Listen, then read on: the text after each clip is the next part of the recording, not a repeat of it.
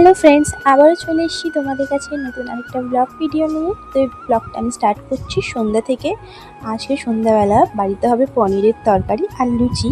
তার জন্য আমি বাজার থেকে পনির, দই, বাটার যেসব সামগ্রী লাগে সব কিনে এনেছি।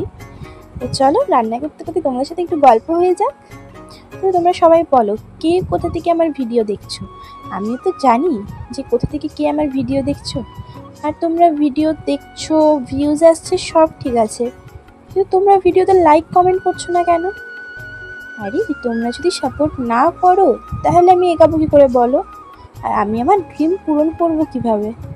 তাই প্লিজ প্লিজ যারা আমার ভিডিওটা দেখবে তারা প্লিজ লাইক কমেন্ট আর শেয়ার করে দিও প্লিজ। আর কি বলবো, অনেক অনেক অনেক কথা বলার আছে তোমাদের সবার সাথে।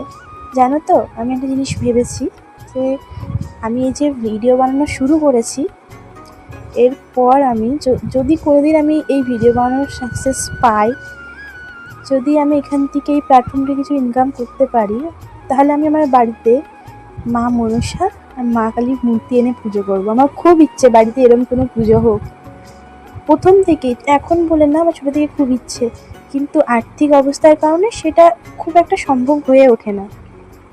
তা তোমরা প্লিজ আমাকে সাপোর্ট করো যাতে আমি আমার এই ড্রিমটা পূরণ করতে পারি। আমি যাতে মা মনসা আর মা কালীকে আমার বাড়ি নিয়ে আসতে পারি। জানি না কতদূর কী হবে, কিন্তু খেটে যাব, খাটনির কোনো শেষ নেই। ভগবান শ্রীকৃষ্ণ বলেছেন, তুমি কর্ম করে যাও, ফলের চিন্তা তুমি করো না, সেটা ভগবান নিজেই ঠিক দিয়ে দেবে। দেখো তোমাদের সাথে বক বক করতে করতে এত আলতু ফালতু বকলাম যে আমার রান্নাও কমপ্লিট হয়ে গেল এদিকে।